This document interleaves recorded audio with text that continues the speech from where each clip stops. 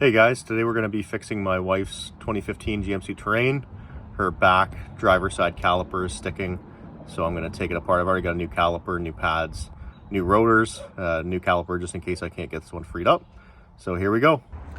So we've gone ahead and got the vehicle jacked up, jack stand in place. See the tires off the ground.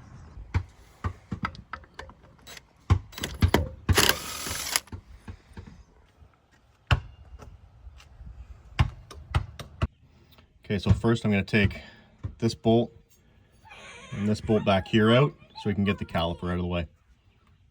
So after a quick touch with a 14 millimeter, you can take them out by hand. Same for this one. Okay, so a neat little trick here to make this easier. Put your screwdriver in here. You're going to pry down. Just going to compress the caliper a little bit, and that'll make taking it off easier.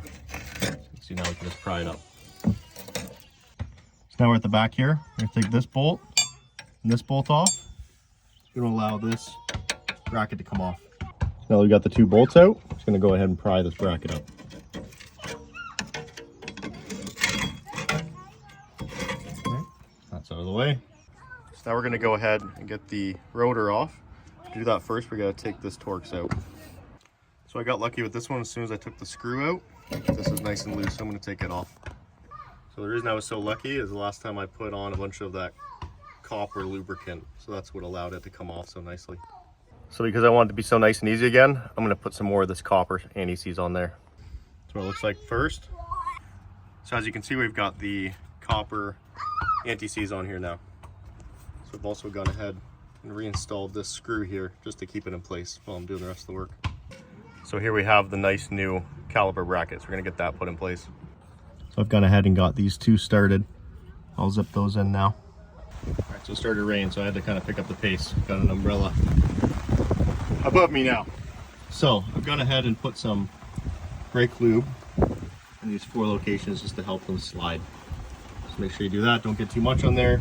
You don't want to get any on your rotors. It's going to affect the brakes. I've gone ahead and bolted in the caliper. So 2 locations back here. Now we're going to see if we can't get this thing off. Okay, so we've gone ahead and moved the line over. Make sure you get 1 copper washer on the bottom, 1 on the top when you're doing this. So I've gone ahead and got the brake line installed. I've just pulled the bleeder. I'm trying to let gravity pull the fluid out. So I've done the past with other vehicles. See if it works here. So after you get the fluid down here with gravity, you want to put the bleeder back in and then have a friend sit inside, pump the brakes until it gets hard, keep the pressure on the brakes, and then use your wrench to loosen this to get the fluid to come out. You want to do that until no more bubbles come out. And then when you're finished, put the cap back on the bleeder. Please like and subscribe. It helps the channel grow and reach new audiences. Thank you.